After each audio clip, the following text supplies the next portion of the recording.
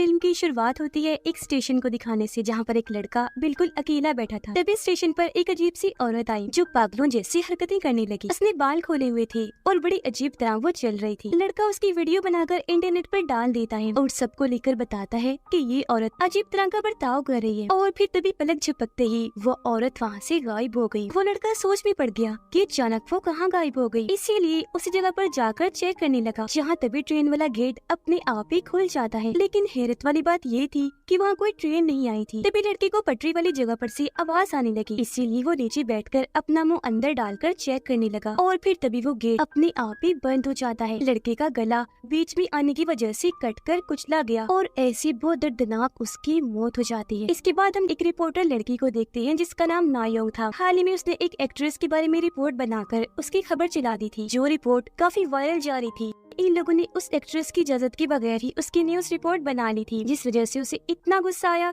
कि उसने इनकी कंपनी के खिलाफ शिकायत कर दी, जिस वजह से कंपनी को 50 मिलियन का फाइन लगता है। इस बात की वजह से नायोंग की बॉस उस पर बहुत गुस्सा करती है और कहती है कि ये सब तुम्हारी वजह से हुआ। अब या तो ये फाइन तुम भरोगी या फिर कोई ऐसी रिपोर्ट बनाओ जो इसी तरह वायरल कामयाबी की बुलंदियों पर जाए। ऐसे हमारी रिपोर्ट पर व्यूज बढ़े, ज्यादा एड्स आए, जिससे हमें इतना मुनाफा हो कि हम इस फाइन को भर सके। अब ये सुनकर नायोंग सोच में पड़ गई कि अब मैं क्या करूं। अब नायोंग को किसी काम से उस स्टेशन पर जाना पड़ता है, जहां उसकी मुलाकात अपने दोस्त से हुई। उसका दोस्त नायोंग को बताता है कि उस दिन जब तुम स्टेशन से गई थी तो मैंने एक लड़के को देखा जो अचानक ही ट्रेन के सामने आया और उसकी मौत हो गई। उसने खुद अपनी जान ली थी। हालांकि मैंने उसे बचाने की कोशिश की थी पर काफी देर हो गई। अजीब बात ये है कि ठीक उसी वक्त मैंने पटरी पर एक छोटे बच्चे को भी देखा जो बिल्कुल अकेला था। सुनने में आया है कि बिल्कुल यही चीज एक और आदमी ने भी देखी जो यहाँ स्टेशन पर मोर्टिशियन का काम करता है। मोर्टिशियन वो होता है जो लाशों को फ्यूनरल दफन वगैरह करने के लिए तैयार करता है। आगे नायोंग का दोस्त बताता है कि अब मैं तुम्हें हैरानकुन जानकारी देता हूँ। वो बच्चा असल में भूत था और जिस आदमी ने अपनी जान ली थी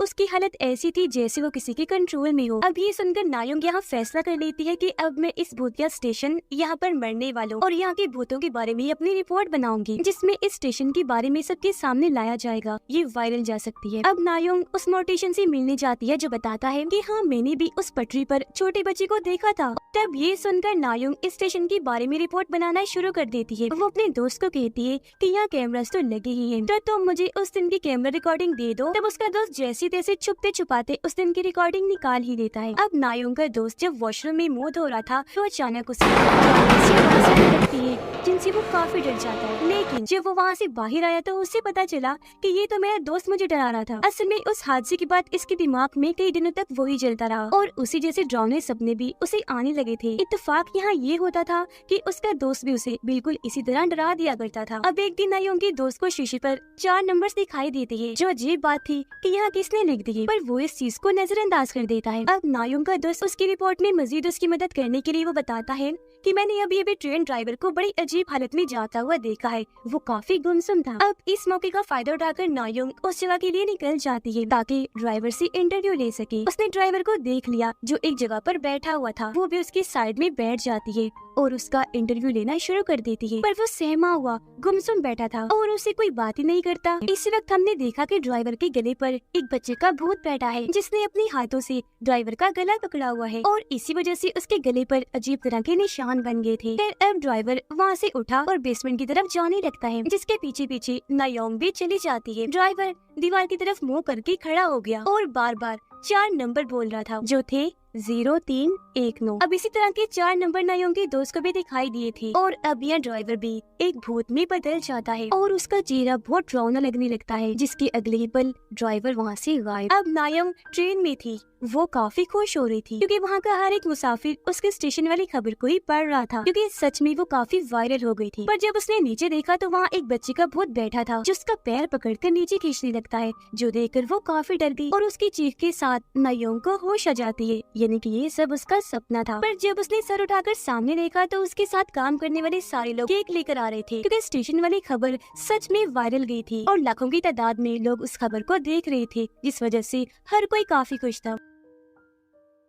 नायोंग की बॉस कहती है कि तुम जिस ड्राइवर का इंटरव्यू ले रही थी ना, उसकी तो कुछ दिन पहले ही मौत हो चुकी है और स्टेशन पर तुम अकेले ही बैठी बोल रही थी। अब इस बात पर उसे यकीन नहीं आता, इसीलिए वो उस दिन की कैमरा रिकॉर्डिंग चेक करती है जहाँ वो सच में बिल्कुल अकेली थी। ड्राइवर उसके साथ नहीं बैठा था, जो चीज नायोंग को हैरान करके रख देती है। और जो बेसमेंट में गया था वो ड्राइवर का भूत ही था। लेकिन फिर भी इन सब चीजों को समझना नायोंग के लिए मुश्किल हो रहा था, इसीलिए वो उस लड़की के पास जाने का फैसला करती है जो उस दिन ड्राइवर के साथ बैठी थी। और जब नायोंग वहाँ इंटरव्यू लेने आ रही थी तो वो वहाँ से चली गई थी। अब नायोंग उस लड़की से मिलने जाती है जिसका नाम टे था, और वो यहाँ नायोंग से बड़ी अजीब अजीब बातें करने लगती है। वो उसे बताती है कि जिस आदमी ने ट्रेन के सामने कूदकर अपनी जान ली थी ना, वो असल में वहाँ कुआं ढूंढने आया था जो स्टेशन के पास ही है। वो फिर यहाँ एक कहानी बताने लगी कि काफी अर्सा पहले स्टेशन के पास एक कुआं बनाया गया जिसके अंदर एक कातिल ने बहुत सारे बच्चों को कैद करके रख दिया और उन्हें वहाँ से कभी नहीं निकाला गया, जिस वजह से सभी बच्चे धीरे धीरे करके मारे गए। और अब ये स्टेशन उन बच्चों की वजह से ही भूतिया है, क्योंकि उनकी ही आत्मा यहाँ आकर लोगों को डराती है और उन्हें अपने अपने कंट्रोल में कर उनकी जान ले लेती है। अब ये कातिल कौन था और वो ऐसा क्यों करता था, वो नंबर्स क्या है,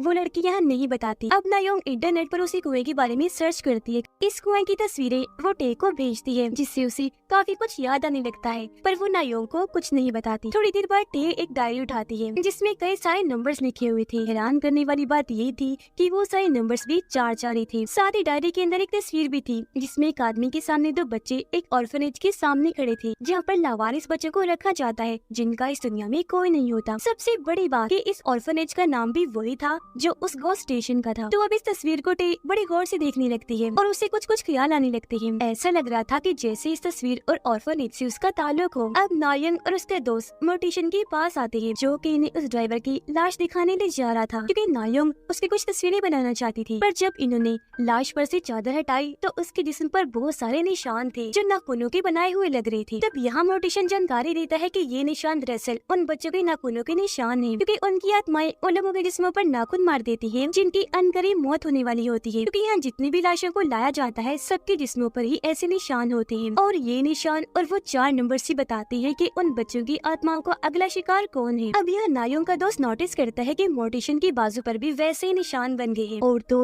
उसके गर्दन में भी एक बच्चे की आत्मा बैठी थी जो देखकर वो खुद भी काफी डर गया। लेकिन वो ये बात उन्हें नहीं बताता क्योंकि ये इस बार की तरफ इशारा था कि मोर्टिशन भी मरने वाला है। अब नायोंग देखती है कि स्टेशन वाली खबर बहुत तेजी से वायरल हो रही है। वो इतनी हिट हो गई है कि अब उस पर मिलियन व्यूज आ रहे हैं, पर लोगों पर इसका थोड़ा बुरा असर भी पड़ा था। अब ज्यादा से ज्यादा लोग उस स्टेशन पर जा रहे थे और वहाँ की वीडियो इंटरनेट पर डाल दिया करते थे। सिर्फ यही नहीं बल्कि वो अपने जिस्मों पर नकली नाखूनों के निशान बनाकर अपनी अपनी तस्वीरें भी इंटरनेट पर डाल रहे थे। एक लड़की जब उस स्टेशन पर गई तो उसके गर्दन पर नाखून के निशान बन जाते हैं जिनको छुपाने के लिए वो वॉशरूम गई, पर वहाँ कुछ बच्चों की आत्माएं उस पर हमला कर देती है जिनकी वजह से वो अपना कंट्रोल खो देती है और अजीब तरह से वहाँ चलने लगी, क्योंकि एक आत्मा ने उसे बुरी तरह नोचा भी था। लेकिन फिर तभी वो आत्माएं उसे वॉशरूम में बंद कर देती है और उसका दम घोटकर उसकी जान ले लेती है। और वॉशरूम में से अजीब आवाजें सुनाई दी गई थी, इसलिए नायोंग के दोस्त का जो दोस्त था इन स्टेशन वर्कर, वो वहाँ पर चेक करने आता है, पर उसकी भी गर्दन पर हम नाखूनों के निशान देखते हैं। जहाँ तभी बहुत सारे बच्चों की आत्माएं उसे भी डराने लगती है और फिर एक साथ मिलकर उस पर ऐसे हमला करती है कि उसकी जान ही ले लेती है। अब नायोंग उसके दोस्त के फ्यूनरल में जाती है और फिर अपने दोस्त से भी मिलने गई जो रो रहा था। कहता है कि मुझे भी कुछ दिन पहले एक छोटी बच्ची की आत्मा दिखी थी जिसके कपड़ों पर भी 4 नंबर लिखे थे, और देखो मेरे हाथ पर भी नाखूनों के निशान बन गए हैं। जो कहकर वो नायोंग को अपना हाथ दिखाता है और रोते हुए कहते हैं कि इस बात से मैं डरा हुआ हूँ क्योंकि अनकरीब मेरी भी मौत हो जाएगी। अब रात को जब वो सो रहा था तो उसे उन्हें बच्चों के बुरे बुरे सपने आते हैं, जैसे वो सारी आत्माएं उसके ऊपर बैठी हुई है और फिर खींचकर उसे कुएं में ले जाकर फेंक देती है। अब डर की वजह से उसकी आँख खुल गई और वो सीधा नायोंग के पास जाता है और उसे इस सब के बारे में बताता है, जिस पर अब ये दोनों इन सब का हल ढूंढने का फैसला करते हैं और टे से मिलने उसके घर आ जाते हैं। वो यहाँ ये राज खोलते हैं कि जिस लड़के ने कूदकर अपनी जान ली थी, जिसे तुम्हारे दोस्त ने भी बचाने की कोशिश की थी, यानी जो कुआं ढूंढने उस स्टेशन पर गया था, वो दरअसल मेरा भाई था और उसकी मौत की वजह यही है कि वो वहाँ कुएं की तलाश में गया था। अब ये लोग मिलकर उसका मोबाइल चेक करते हैं जिसमें से इन्हें एक वीडियो मिलती है जो उसकी भाई की थी। वीडियो में टे का भाई बताता है कि मुझे वो कुआं मिल गया है, जिसके अंदर का सीन भी वो दिखाता है जहाँ उन बच्चों के स्केलेटन ने ढांचों के टुकड़े पड़े हुए थे। अब ये सब कुछ देखकर ये लोग फैसला करते हैं कि हम भी उस कुएं को ढूंढेंगे और ढांचों के टुकड़ों की मदद से बच्चों का फ्यूनरल कर देंगे ताकि बच्चों की जो आत्माएं स्टेशन पर घूम रही है उन्हें सुकून मिल जाए और वो हमेशा के लिए यहाँ से चली जाएं। और इसके बाद ये लोग उस कुएं को भी हमेशा के लिए बंद कर देंगे। इस मकसद के लिए अब नायोंग और उसके दोस्त उस स्टेशन पर पर जाते हैं और पटरियों के रास्ते पर चलते हुए ये एक सुरंग में जा पहुँचते हैं, जहाँ बहुत अंधेरा था और काफी डर भी लग रहा था, क्योंकि बार बार बच्चों की आत्माएं उन्हें डराने की कोशिश कर रही थी। लेकिन फिर भी वो हिम्मत करके आगे बढ़ती रही और आखिरकार इन्हें वो कुआं मिल ही जाता है। पर तभी सारे बच्चों की आत्माएं वहाँ से बाहर आकर इनकी तरफ बढ़ने लगी, इन्हें मारने के लिए। तब यहाँ नायोंग उन्हें रोकर कहती है कि तुम परेशान न हो, हम तुम्हारी कहानी, तुम्हारी सच्चाई सबके सामने लाकर ही रहेंगे। जो सुनकर सारे बच्चे चिल्लाते हुए रोने लगते हैं और दिखाने की कोशिश कर रहे थे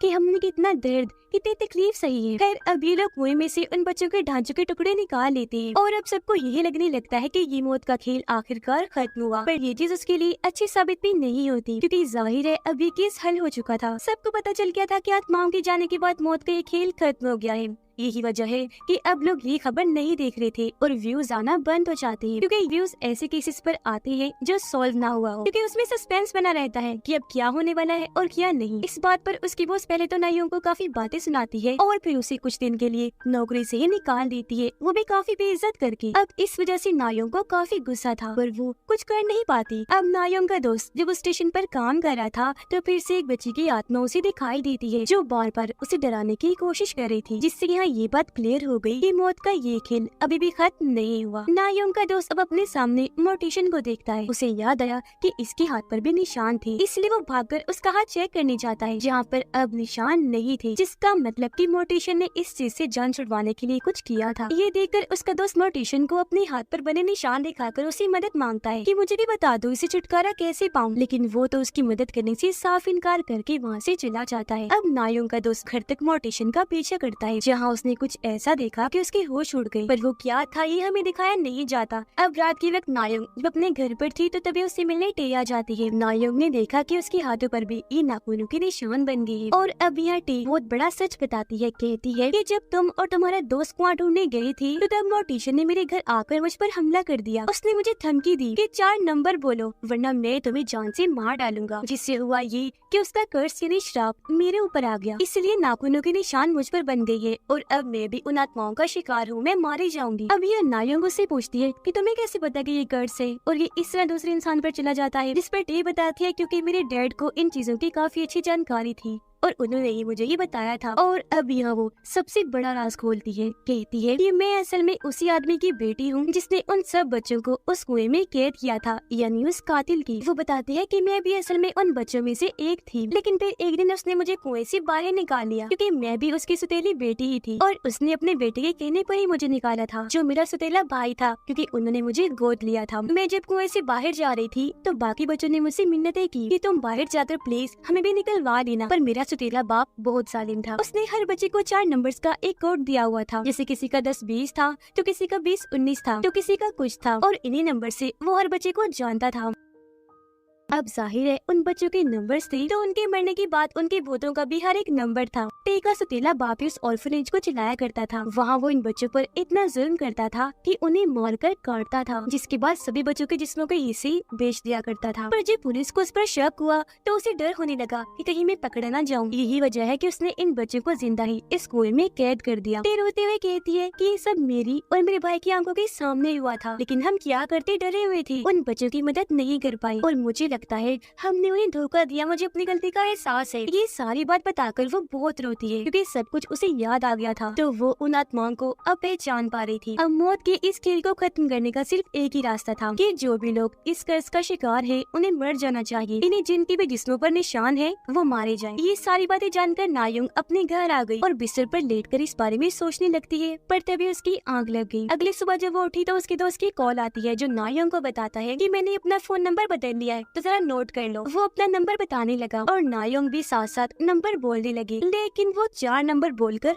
चुप हो जाता है और नायोंग की बोलते ही कर्ज उस पर आ गया। यानी कि ये सब उसके दोस्त ने नायोंग को फंसाने के लिए प्लान किया था, क्योंकि जब वो मोर्टिशन के पीछे गया था तो उसने उसे ये सब करते हुए देख लिया था। अब वो कहता है कि माफ करना, मैं जीना चाहता हूँ, इसलिए मुझे ऐसा करना पड़ा, जो कहकर वो फोन काट देता है। अब यहाँ हमें पता चला कि जब नायोंग का दोस्त मोर्टिशन का पीछे करते हुए उसके घर गया था तो वहाँ मोर्टिशन ने उसे जानकारी दी थी, कहा था कि अब तुम्हें ये फैसला करना है कि ये कर्ज तुम्हें किसके पास भेजना है, और हाँ, जिस इंसान को भी तुम कर्ज के लिए चुनो उसे स्टेशन के भूतिया होने और इस कर्ज के बारे में पता होना चाहिए, और अगर तुमने सामने वाले से वो नंबर बुलवा दिए तो तुम्हारा कर्ज उस पर चला जाएगा। तो इसलिए उसने नायोंग के साथ ऐसा किया। अब नायोंग काफी फिक्रमंद हो जाती है, क्योंकि अगर उसने जल्द कुछ ना किया तो वो मारी जाएगी। वो काफी दिमाग लगाकर ये फैसला करती है कि मैं अपना ये कर्ज अपनी बॉस पर डाल दूंगी, जो हमेशा मुझ पर भड़कती रहती है, और ऐसे मेरा बदला भी पूरा हो जाएगा। वो अब सीधा अपनी बॉस के पास गई और उसे कहती है कि मैं यहाँ से रिजाइन दे दूंगी, यानी ये जॉब मैं खुद ही छोड़ दूंगी अगर तुम ये 4 नंबर बोल दोगी तो। अब उसकी बॉस को कुछ समझ नहीं आती, लेकिन नायोंग उसे बातें सुनाकर इतना गुस्सा चढ़ा देती है कि आखिरकार वो 4 नंबर्स बोल ही देती है, जिससे नायोंग का कर्ज उस पर चला जाता है। अब बॉस पर कर्ज आना ही था, क्योंकि असूल के मुताबिक उस स्टेशन और कर्ज दोनों का ही पता था। वो जब वहाँ से जा रही थी तो उसके पीछे हम बॉस को चिल्लाते हुए देखते हैं, क्योंकि उसके हाथ पर भी नाखूनों के निशान बन गए थे, और वो समझ गई थी कि मेरे साथ क्या हुआ और अब मैं बचने वाली नहीं, यानी कि ये कर्ज कभी भी खत्म नहीं होगा। ऐसे ही चलता जाएगा तब तक जब तक कर्ज वाले सभी लोगों को जान से ना मार दिया जाए। इसी के साथ ये फिल्म यहीं पर खत्म हो जाती है।